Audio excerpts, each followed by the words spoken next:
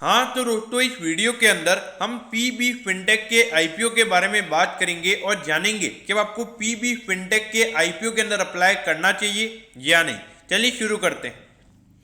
देखिए, सबसे पहले हम ये जानेंगे कि पीबी फिनटेक ये कंपनी काम क्या करती है। देखिए, जो पीबी फिनटेक ये जो कंपनी है, ये जो पॉलिसी बाजार है उसकी पेरेंट कंपनी है। पॉलिसी बाजार इसकी एक सब्सिडरी कंपनी है और इसकी एक और सब्सिडरी कंपनी है, उसका नाम है पैसा बाजार। तो यहाँ पे इनकी दो पेरेंट कंपनीज हैं, एक है पॉलिसी बाजार और एक है पैसा बाजार। तो देखिए, पॉलिसी बाजार क्या काम करता है। देखिए, जो पॉलिसी बाजार है वो डिजिटली इंश्योरेंस सेल करने का काम करता है। मतलब ये इनके खुद के इंश्योरेंस नहीं है, जो थर्ड पार्टी इंश्योरेंसेज होते हैं वो यहाँ पे ये कंपनी बेचती है। तो यहाँ पे ऑलमोस्ट जितने भी तरीके के इंश्योरेंस होते हैं, जनरल इंश्योरेंस हो गया, लाइफ इंश्योरेंस हो गया, होम इंश्योरेंस हो गया, तो ऑलमोस्ट जितने भी इंश्योरेंस होते हैं वो कंपनी यहाँ पे डिजिटली सेल करती है। तो यहाँ पर देखा जाए तो पूरा टेक्नोलॉजी के ऊपर यहाँ पे फोकस है। लेकिन देखिए दोस्तों, यहाँ पे अभी ये थर्ड पार्टी का इंश्योरेंस सेल कर रहे हैं, मतलब इनका खुद का इंश्योरेंस नहीं है, थर्ड पार्टी का इंश्योरेंस सेल करके इनको कमीशन मिल रहा है। लेकिन क्या आपको लगता है जो डेटा इनके पास अवेलेबल है कि कौन सा बंदा कौन सा इंश्योरेंस ले रहा है, कौन सा इंश्योरेंस ज़्यादा मार्केट में बिक रहा है, जो डेटा इनके पास अवेलेबल है, तो क्या आने वाले टाइम पे ये अपनी खुद की पॉलिसी लॉन्च नहीं कर सकते। देखिए, ये एक बहुत ही बढ़िया अपॉर्चुनिटी इनके पास अवेलेबल है। और उसके अलावा अगर हम बात करेंगे तो ये देखिए, अगर देखें तो 93.4% का यहाँ पे जो डिजिटल इंश्योरेंस का जो मार्केट शेयर है, मतलब जितने भी लोगों ने डिजिटली इंश्योरेंस अगर लिया है तो उसमें से 93.4% का मार्केट शेयर यहाँ पे इंडिया में पॉलिसी बाजार के पास है। तो देखिए, ऑलमोस्ट अगर आप देखोगे तो मोनोपोली यहाँ पे डिजिटल इंश्योरेंस में पॉलिसी बाजार की हो चुकी है। उसके अलावा अगर हम इन पॉइंट ऑफ वॉल्यूम से भी अगर हम बात करें तो 65.3% का यहाँ पे डिजिटल इंश्योरेंस पॉलिसी बाजार से गया है। तो यहाँ पर अगर आप देखोगे तो डिजिटली की अगर हम बात करें, अगर डिजिटल इंश्योरेंस में अगर सबसे ज़्यादा अगर किसी का मार्केट शेयर है तो वो पॉलिसी बाजार का है। तो देखिए, अभी थर्ड पार्टी के ये ऊपर ये भी इन्वॉल्व है। अगर आने वाले टाइम पे अगर अपनी खुद की पॉलिसीज अगर ये लॉन्च करेंगे तो वहाँ पे कमीशन पे बेच नहीं रहेंगे, वहाँ पे इनका खुद का प्रॉफिट होगा और खुद के प्रोडक्ट्स होंगे, तो वहाँ पे ऑटोमेटिकली जो मार्जिन है वो आने वाले टाइम पे बढ़ जाएंगे। अब जो दूसरी इनकी एक और सब्सिडरी कंपनी है उसका नाम है पैसा बाजार। अब पैसा बाजार का ये काम है कि जो फाइनेंशियल प्रोडक्ट्स होते हैं, यानी कि अगर आपको लोन्स वगैरह लेने या फिर क्रेडिट कार्ड्स वगैरह अगर आपको लेने तो आप यहाँ पे ले सकते हैं। तो इसकी भी अगर हम बात करें तो डिजिटली ये प्लेटफॉर्म भी काफ़ी अच्छे से ग्रो हो रहा है। अगर हम इसके मार्केट शेयर की अगर हम बात करें तो इसका 51.4% का मार्केट शेयर है। तो देखिए, 50% से ऊपर का यहाँ पे पैसा बाजार का भी मार्केट शेयर है। तो देखिए, दोनों प्रोडक्ट्स जो दोनों इनकी सब्सिडरी कंपनीज है, दोनों का उनके जो जो मतलब ये जो लैंडिंग कंपनी और वो एक इंश्योरेंस प्रोवाइडर कंपनी है, तो दोनों का यहाँ पे 50% से ज़्यादा का मार्केट शेयर है। और अभी ये किसके ऊपर इन्वॉल्व है, थर्ड पार्टी के ऊपर इन्वॉल्व है। तो आने वाले टाइम पे अगर ये खुद के प्रोडक्ट्स लॉन्च करेंगे तो दोनों के अंदर, पॉलिसी बाजार में भी और पैसा बाजार के अंदर भी, ये अपने खुद के प्रोडक्ट्स आने वाले टाइम पे लॉन्च कर सकते हैं।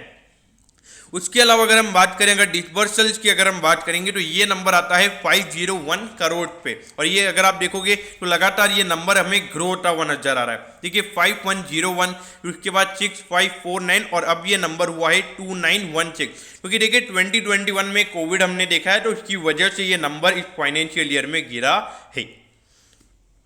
अब यहाँ पे कंपनी की कॉम्पिटिटिव स्ट्रेंथ क्या, मतलब कंपनी की ताकत क्या है। देखिए, ये सबसे पहली बात तो ये है कि इनके जो प्रोडक्ट्स हैं, मतलब अगर आप इनकी ऐप वगैरह देखोगे, इनकी वेबसाइट वगैरह अगर आप देखोगे तो वहाँ पे काफ़ी ट्रांसपेरेंसी, मतलब इजी टू यूज़ है। मतलब ऐसा है कि आप में से कोई भी उनकी ऐप यूज़ कर सकते हो। तो बाकी अगर आप देखोगे, अगर LIC वगैरह की हम बात करें, जो दूसरी जनरल इंश्योरेंस कंपनीज हैं, वहाँ पर अगर आप देखोगे तो इंश्योरेंस को बाय करने के लिए बहुत ज़्यादा पेपर वर्क वगैरह करना पड़ता है। लेकिन यहाँ पर ऐसा नहीं है, यहाँ पर आप इजीली एक इंश्योरेंस पॉलिसी बाय कर सकते हैं। अब अगर हम इसके अलावा अगर हम बात करें तो टेक्नोलॉजी में यहाँ पे इनको जो कस्टमर वगैरह होता है, मतलब कौन सी पॉलिसी कस्टमर आके ले रहा है, किसके बारे में वो सबसे ज़्यादा रिसर्च कर रहा है, तो वो पूरा डेटा इनके पास अवेलेबल है। तो अगर आने वाले टाइम पे अगर इनको अगर खुद की अगर पॉलिसी बनानी होगी तो वहाँ से वो डेटा की वजह से ईजिली वो पॉलिसी बना सकते हैं कि कौन सी पॉलिसी की डिमांड मार्केट में काफ़ी ज़्यादा है। अगर हम बात करें तो जैसे कि मैंने आपको बोला कि ये थर्ड पार्टी इंश्योरेंस बेचते हैं, तो उनके साथ में इनकी काफ़ी अच्छी पार्टनरशिप वगैरह रहती है, और जो नॉर्मली जो एजेंट लोगों को जो कमीशन मिलता है उनके कंपैरिजन में यहाँ पे इनको ज़्यादा कमीशन मिलता है, क्योंकि इनके जो प्रोडक्ट्स हैं काफ़ी ज़्यादा फैल जाते हैं, क्योंकि पॉलिसी बाजार अभी ऑल ओवर इंडिया अभी फैल चुका है। जो नेटवर्क इफेक्ट के बारे में तो हमने बात की है, और हाई रिन्यूअल रेट भी यहाँ पे कंपनी के लिए फायदेमंद है। अगर उसके अलावा अगर हम बात करें तो लो ऑपरेटिंग कॉस्ट। अब लो ऑपरेटिंग कॉस्ट क्यों है? क्योंकि देखिए इनको अगर इन्होंने थर्ड पार्टी के साथ अगर मर्जर कर लिया, मतलब थर्ड पार्टी के साथ इनका कोलैबोरेशन अगर हो जाता है, तो वहां पर इनको वो ऑनलाइन पॉलिसीज सेल करनी है। ऐसा नहीं है कि आपको घर जाके पॉलिसीज सेल करनी है। देखिए ऑनलाइन अगर आप करोगे तो आपकी ऑपरेटिंग जो कॉस्ट है तो वो ऑटोमेटिकली वहां पे कम हो जाएगी। तो ये भी एक बहुत ही बढ़िया यहाँ पे कंपनी के लिए हमें नजर आता है। अब यहाँ पे ये कंपनी आईपीओ लेकर क्यों आ रही है? तो देखिए कंपनी का मानना ये है कि अभी पॉलिसी बाजार और पैसा बाजार ये तो सिर्फ स्टार्टिंग है, अभी आने वाले टाइम पे उनको और भी नई ब्रांच लॉन्च करनी है। उसके अलावा अगर हम बात करेंगे तो यहाँ पे जो ऑफलाइन प्रेजेंस कंपनी का है, कंपनी को उसे भी ग्रो करना है, क्योंकि कंपनी को पता है कि जो क्लेम्स वगैरह के इश्यूज होते हैं तो वहाँ पे ऑनलाइन पे क्लेम्स वगैरह में ज़्यादा लोगों को दिक्कत होती है, तो इसीलिए यहाँ पे ऑफलाइन बेसिस पे भी कंपनी यहाँ पे हमें फोकस करती हुई नजर आ रही है। और इन्वेस्टमेंट एंड एक्विजिशन की अगर हम बात करेंगे तो देखिए एक स्टार्टअप है, तो यहाँ पे जो छोटी मोटी इंश्योरेंस कंपनी वगैरह होंगी तो इनको भी यहाँ पे लगातार एक्वायर करने की कंपनी कोशिश करेगी, और ये आईपीओ का पैसा वगैरह जो आएगा इससे यहाँ पे जो एक्विजिशन वगैरह वो यहाँ पे कंपनी करेगी।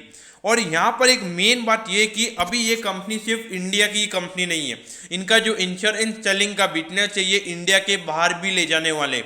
देखिए क्या ग्रोथ अपॉर्चुनिटी है, इंडिया में ही इनके पास इतना बड़ा मार्केट अवेलेबल है, और उसके अलावा अगर ये और डेवलपिंग कंट्रीज में जाते हैं तो इनके पास और भी काफ़ी अपॉर्चुनिटीज अवेलेबल हो जाएगी। तो यहाँ पे अगर देखा जाए तो ऐसा कोई डेट पे करने के लिए नहीं, पूरा अगर आप देखोगे तो पूरा ग्रोथ पॉइंट ऑफ व्यू से यहाँ पे कंपनी फोकस कर रही है।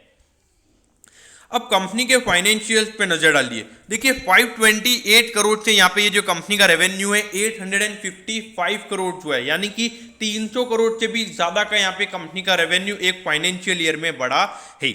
उसके बाद भी अगर हम देखें तो 957 यानी कि 102 करोड़, यानी in percentage point of view से यहाँ पे अराउंड 13 से 14% का रेवेन्यू कंपनी का बढ़ा है। ऑल्दो ये ईयर में थोड़ा कोविड था तो उसकी वजह से थोड़े यहाँ पे इश्यूज रहे हैं। अब आप लोगों को लगा होगा कि ये जो बात करेगी कंपनी प्रॉफिटेबल होगी, लेकिन देखिए कंपनी प्रॉफिटेबल नहीं है, लेकिन अभी अगर आप देखोगे पिछले साल कंपनी का जो लॉस का नंबर है वो कम हुआ है।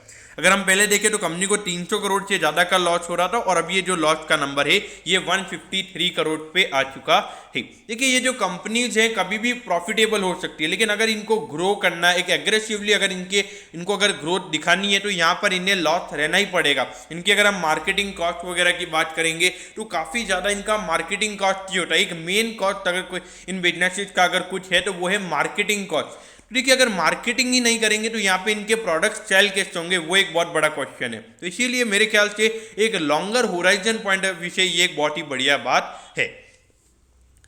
अब देखिए 1 नवंबर को ये आईपीओ ओपन होगा और 3 नवंबर को ये आईपीओ क्लोज हो जाएगा, और लगभग 6017 करोड़ का ये आईपीओ है, जिसमें से फ्रेश इशू है 3750 करोड़ का। तो यानी कि अगर हम देखें तो टोटल जितना इशू साइज है उसका 60% यहाँ पे कंपनी के पास जाने वाला है। तो देखिए अगर कंपनी के पास अगर ये पैसा जा रहा है तो यहाँ पे कंपनी का फोकस ग्रोथ के ऊपर काफ़ी ज़्यादा है, और अगर इतना पैसा कंपनी के पास जाएगा तो कंपनी अच्छे से आने वाले टाइम पे और भी ग्रो हो सकेगी। अगर ऑफर फॉर सेल की बात करेंगे तो 2267 करोड़ का यहाँ पे ऑफर फॉर सेल है, जहाँ पे कुछ प्राइवेट इक्विटी प्लेयर्स हैं, कुछ प्रमोटर्स वगैरह भी हैं, तो थोड़ा बहुत टेक सेल वहाँ पे हो रहा है। अगर एक शेयर की फेस वैल्यू की अगर हम बात करेंगे तो 2 रुपये की फेस वैल्यू है, और प्राइस बैंड की बात करें तो 980 रुपीज़ का यहाँ पे कट ऑफ प्राइस है, यानी कि एक शेयर के लिए आपको 980 रुपीज़ देने हैं। अगर रिटेल पोर्शन की अगर हम बात करेंगे तो 10% का यहाँ पे रिटेल पोर्शन है, तो यानी कि जो 6000 करोड़ का आईपीओ उसमें से 600 करोड़ का यहाँ पे रिटेल कोटा है। तो ऑलमोस्ट अगर आप देखोगे तो ये जो लॉस मेकिंग बिजनेस है तो यहाँ पे रिटेल कोटा सेबी ने 10% ही रखा है, क्योंकि रिटेल इन्वेस्टर्स को यहाँ पे लॉस नहीं हो। अब ये जो है आईपीओ का जो डिटेल्स वगैरह है 20, तो यहाँ पर अगर आप देखोगे तो 10 नवंबर को आपको पता चल जाएगा कि आपको अलॉटमेंट मिला है या नहीं। अगर अलॉटमेंट नहीं मिलता है तो 11 नवंबर को आपको रिफंड मिल जाएगा, और 12 नवंबर को अगर आपको अलॉटमेंट मिलता है तो आपके डीमैट अकाउंट में शेयर आ जाएंगे, और 15 नवंबर को ये आईपीओ लिस्ट हो जाएगा। अब अगर देखा जाए तो यहाँ पर एक लॉट के अंदर 15 शेयर्स है, जिसके लिए मिनिमम अमाउंट यहाँ पे रहेगा 14,700 का, और अगर मैक्सिमम अगर आपको रिटेल कोटा में अप्लाई करना है तो उसके लिए आप 195 शेयर्स यानी कि 13 लॉट के लिए आप अप्लाई कर सकते हैं, जिसके लिए 1,91,100 रुपीज़ लगेंगे। अगर आपको 2 लाख से ऊपर की एप्लीकेशन लगानी है तो आप HNI कोटा में एप्लीकेशन लगा सकते हैं। अब देखिए यहाँ पर अगर हम अर्निंग पर शेयर की अगर हम बात करेंगे तो ये तो नेगेटिव ही रहेगा, तो यहाँ पे price to earning ratio point of view से हम इसका वैल्यूएशन नहीं निकाल सकते हैं, और रिटर्न ऑन नेटवर्थ भी कंपनी का नेगेटिव ही रहेगा, तो ये कंपनी लॉस में है। लेकिन अगर हम नेट एसेट वैल्यू की अगर हम बात करेंगे तो ये है 54.52, यानी कि 17 टाइम्स यहाँ पे कट ऑफ प्राइस पे अगर हम देखें तो जो कंपनी का प्राइस टू बुक रेशियो है वो निकल कर आता है। देखिए यहाँ पर अगर आप देखोगे तो लगातार जिस तरीके अभी कंपनी लॉस में है, अभी आने वाले 1 से 2 साल में ये कंपनी प्रॉफिटेबल हो जाएगी, तो रिजर्व एंड सरप्लस कंपनी के बढ़ेंगे, और जो एसेट वगैरह जो कंपनी के हैं वो भी आने वाले टाइम पे बढ़ेंगे। और देखिए मेन बात यह है कि ये जो बिजनेसेस है इनके जो एसेट वगैरह होते हैं वो यहाँ पे इतने बैलेंस शीट में इन्वॉल्व नहीं होते। जो मार्केटिंग की कॉस्ट है जो आने वाले टाइम पे इनके रेवेन्यूज को बढ़ाएगी, तो वो यहाँ पे इनके बैलेंस शीट में इन्वॉल्व नहीं होता है, तो इसीलिए ये जो पैरामीटर्स है वो इनके लिए इन्वॉल्व नहीं होते हैं। लेकिन देखिए ग्रोथ पॉइंट ऑफ व्यू से पॉलिसी बाजार मुझे काफ़ी अच्छा लगता है। जो डिजिटली यहाँ पर अगर देखा जाए तो डिजिटली अगर किसी कंपनी को इंश्योरेंस सेक्टर में कुछ अच्छा फायदा हो रहा है तो वो पॉलिसी बाजार को हो रहा है। अगर आप देखोगे बाकी कंपनी डिजिटली इतनी अच्छे से ग्रो नहीं हुई है, लेकिन अगर आप देखोगे अगर डिजिटल अगर किसी को इंश्योरेंस बाय करना है तो आप किसी के भी मुंह से देखो पॉलिसी बाजार का ही नाम आता है, तो ये इनकी एक गुडविल बन चुकी है। तो ये अगर देखा जाए तो ये एक इनटेंजिबल एसेट है जो कि हमें नहीं पता है। तो दोस्तों मैं होप करता हूँ हाँ क्या करना चाहिए, देखिए long term point of view से मेरे ख्याल से जरूर अप्लाई करना चाहिए। Long term point of view से यहाँ पे कोई भी इश्यूज नहीं है। हाँ अगर लिस्टिंग गेंस की अगर हम बात करें तो अच्छा 50% से ज़्यादा के लिस्टिंग गेंस मिलेंगे, तो मेरे ख्याल से मुझे ऐसा नहीं लगता है। अब मैं ऐसा क्यों बोल रहा हूँ, क्योंकि देखिए 6,000 करोड़ का आईपीओ सप्लाई बहुत ज़्यादा है शेयर्स का, तो उसकी वजह से हो सकता है थोड़ा अगर हम बात करें तो लिस्टिंग गेन यहाँ पे कम हो सकते हैं। लेकिन longer horizon point of view से यहाँ पर ये आईपीओ काफ़ी अच्छा नजर आता है। तो लॉन्ग टर्म इन्वेस्टर्स के लिए डेफिनेटली यहाँ पे अप्लाई करना चाहिए। मैं ऐसा नहीं बोल रहा हूँ कि लिस्टिंग गेन नहीं होंगे, 20 से 30% के लिस्टिंग गेन यहाँ पे इस आईपीओ में हमें देखने को मिल सकते हैं अगर मार्केट नॉर्मल रहता है। और देखिए रिटेल कोटा 10% का ही है, तो 90% का मार्केट में सप्लाई नहीं होगा, तो हो सकता है कि एक अच्छी डिमांड अगर देखने को मिलती है तो 35 से 40% के लिस्टिंग गेन्स भी हमें इसमें देखने को मिल सकते हैं। उससे ज़्यादा मुझे नहीं लगता कि इसमें लिस्टिंग गेन्स आपको देखने को मिलेंगे। तो दोस्तों मैं होप करता हूँ कि पीबी फिनटेक के जो हमने आईपीओ के बारे में इस वीडियो में बात की है उसके बारे में आपको सब कुछ समझ में आ गया होगा। अगर आपकी कोई भी क्वेरीज है तो आप कमेंट कीजिए, मैं जरूर आपके कमेंट पर रिप्लाई करूंगा। ओके दोस्तों, thank you, have a nice day.